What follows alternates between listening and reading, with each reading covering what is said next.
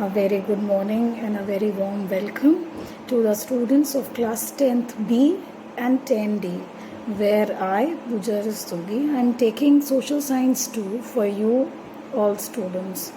Children, from now onwards, we all will be taking the classes as per our timetable. For example, if I am teaching in 10th B and 10th D, I will be taking up regular classes. Your class teacher is going to share my short videos with revision of chapter 1. We will be revising all the chapters since now we have done. And no matter Pallavi ma'am taught you all, no matter I taught you all, but from now onwards, I am going to take the revision from the very first chapter. It will be helpful in 3 ways. Number 1, you will be able to recapitalize what has been taught. Number 2, you will be able to prepare for the content in a better way. And number 3, if you have any doubts related to any topic, any chapter, you just need to write in the comments box section and I will reply to it for sure. Children, those who have been asking so many questions related to any sort of content, I have always answered to your queries in the comment section. So, but you need to write it in Google Classroom comment section. So children, now onwards we will be revising from chapter 1. So 1 week I'll take up geography, 1 week I'll take up economics as per our covered syllabus by now. As this is the first class for revision, I will again pick up the first chapter of geography, which is resources and development. Children, resources and development was the chapter where I only started explanation of this chapter, wherein if you find again any doubts, any kind of problem, you are free to ask me. You have my number in your WhatsApp group. You may ask it. You may text a message and you may just write a message, drop in your query, and I will cover it in the next class.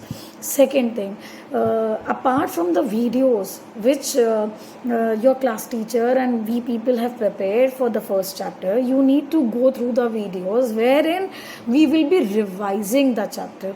I will not go into the deep detail of the chapter, but yes, definitely I will not leave any topic of the chapter. I will cover every point, but I will not go exactly in exaggeration of those topics. So this is how we are going to revise from now onwards. Now let us begin with the first chapter, which says resources and development. To quickly start with the meaning of resources, children, everything available in our environment which can be used to satisfy our needs, provided it is technologically accessible, economically feasible, and culturally acceptable, can be termed as a resource. Now this is a proper defined definition. If you talk in a layman's term, any substance, any article which is useful to a person may be termed as a resource.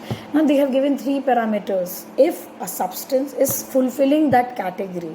For example, number 1, which is satisfying our needs. Number 2, it is technologically accessible, means we can access it through technology.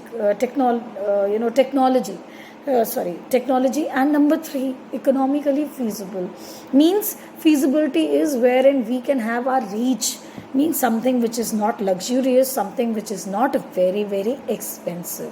So resources are anything which is satisfying our needs. For example, even a poor person eats rotis, chapatis and rice. So wheat is not that expensive like a broccoli or bell peppers or any other expensive vegetable you go and find it out in market, whereas simple rice is cheaper than you go for brown rice or those different hi-fi consumable items.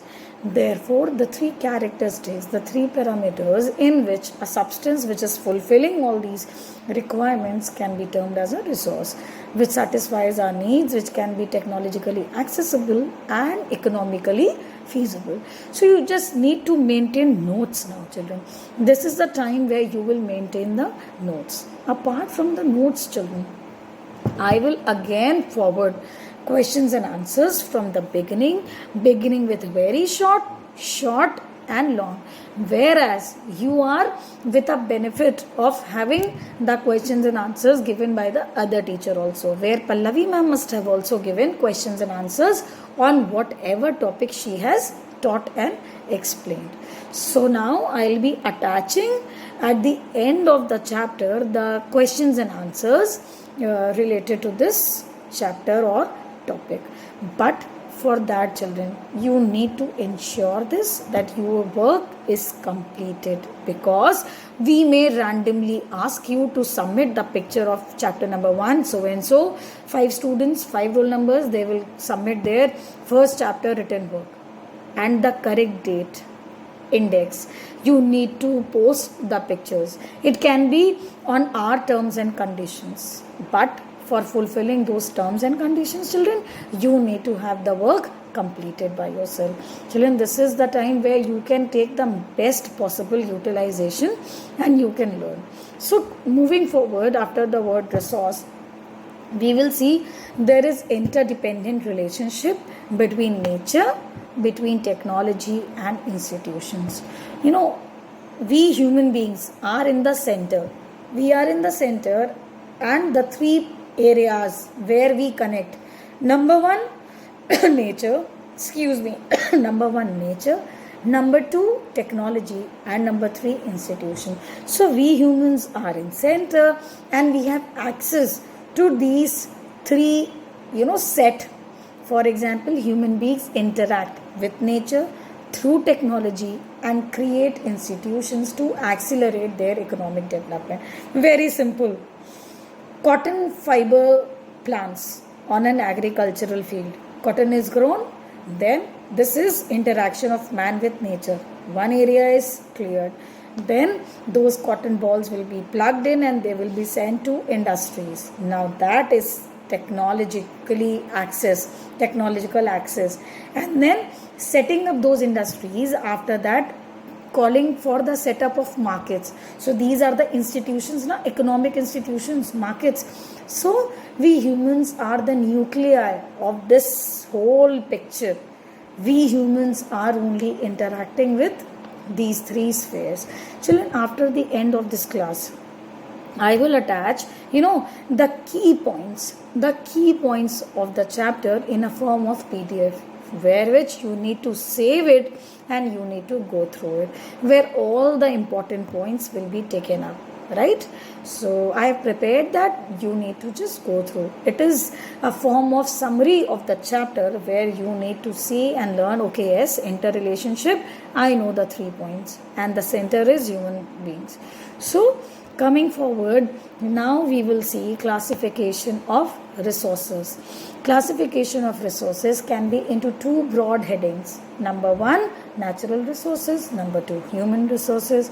Natural resources, children, we saw renewable and non-renewable resources, whereas human resources, again the 2 set of classification structures and institutions, quantity and quality.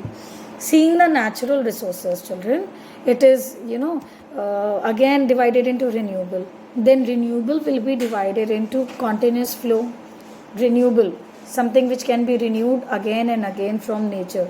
Something which is in continuous motion. Something which is coming to us again and again in a continuous flow. So wind, sunlight, water, all these are natural resources firstly, plus they are renewable. Therefore, they are in the section of continuous. Second, biological.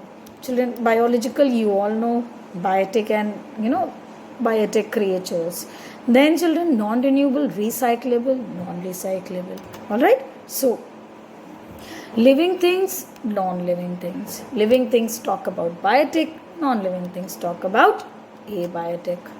Then children, on the basis of origin, this was the classification, which is biotic resources and abiotic resources.